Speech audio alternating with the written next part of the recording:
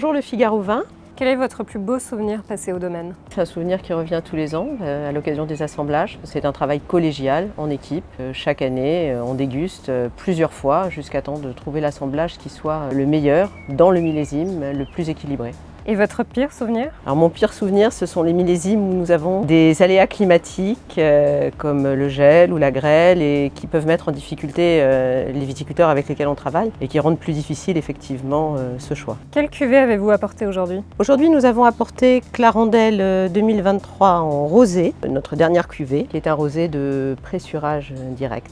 Au nez, votre vin est plutôt fruité ou minéral? Plutôt fruité, c'est toujours la caractéristique de nos vins. Plutôt doux ou nerveux? Plutôt bien équilibré. Est-ce que votre rosé vous ressemble? Ça, c'est difficile à dire, je vous laisse seul juge en goûtant.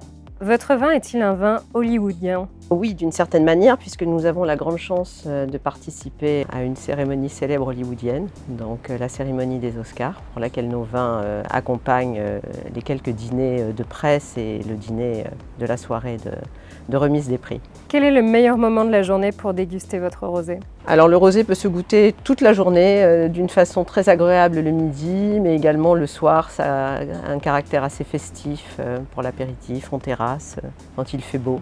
Quelle musique nous recommanderiez-vous pour accompagner votre verre de rosé? Des musiques assez jazzy, assez groovy ou assez dansantes aussi, dans le côté festif. Donc votre vin est-il plutôt festif ou intimiste? Plutôt festif, Plutôt lève-tôt ou lève-tard? les deux. Et vous? Lève tôt et coucher tard, Plutôt cubi ou canette?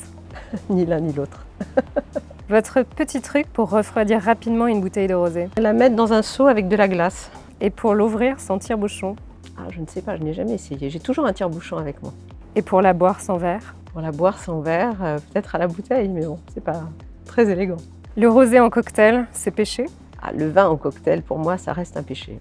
Quand le vin est bon, il faut le boire tel qu'il est. Quels sont les critères les plus importants pour évaluer la qualité d'un rosé? Tout d'abord, effectivement, c'est bien de connaître les viticulteurs avec lesquels on travaille, ce qui est notre cas, parce qu'effectivement, ce sont des sélections en amont. Donc on connaît les terroirs, on connaît la qualité des raisins, on les suit depuis les vendanges. Et puis après, il y a effectivement trouver un équilibre dans l'assemblage entre la couleur, l'acidité, le respect du fruit, d'avoir des bouches toujours travaillées et agréables, assez rondes. Et c'est vraiment ce que nous essayons de faire, nous, au niveau de nos rosés. Le phénomène des rosés à la robe claire, simple tendance ou véritable influence sur le goût du vin?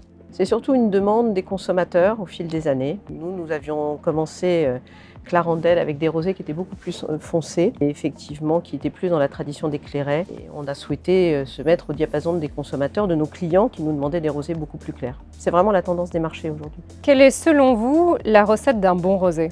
D'avoir des raisins mûrs et puis effectivement d'être toujours sur un équilibre entre le fruit et l'acidité. Vous êtes plutôt rosé de Bordeaux ou rosé de Provence?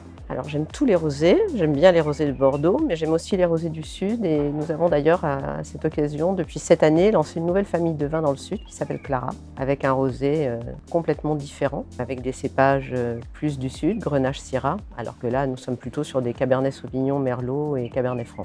Moi je souhaite longue vie à la famille Clarendelle et à sa petite sœur Clara.